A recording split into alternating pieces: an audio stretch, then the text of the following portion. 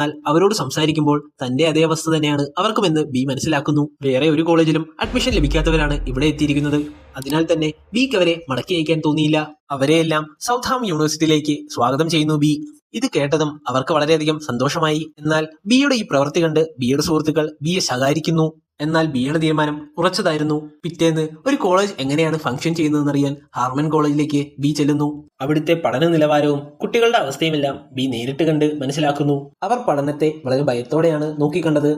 പഠനമൊഴിച്ച് വേറൊരു കാര്യത്തിലും ഏർപ്പെടാൻ അവർക്ക് അനുവാദമുണ്ടായിരുന്നില്ല. എന്നാൽ അവരുടെ അവസ്ഥ തന്റെ യൂണിവേഴ്സിറ്റിയിലെ കുട്ടികൾക്കുണ്ടാകരുതെന്ന് ബി ആഗ്രഹിച്ചു.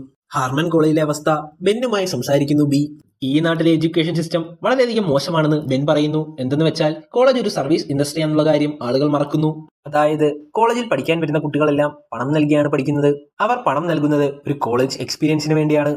എന്നാൽ കോളേജുകാർക്ക് അത് നൽകാൻ സാധിക്കുന്നില്ല. അതുകൊണ്ട് തന്നെ ഇവിടുത്തെ എഡ്യൂക്കേഷൻ സിസ്റ്റം വളരെയധികം മോശമാണെന്ന് ബെൻ അഭിപ്രായപ്പെടുന്നു. എന്നാൽ സൗത്ത്ഹാമിലെ കുട്ടികൾക്ക് അങ്ങനെ ഉണ്ടാകരുതെന്ന് ബി ആഗ്രഹിക്കുന്നു. അതിനാൽ തന്നെ അവർക്ക് എന്താണ് വേണ്ടതെന്ന് അവരോട് തന്നെ ചോദിച്ചു മനസ്സിലാക്കാൻ ബി തീരുമാനിക്കുന്നു.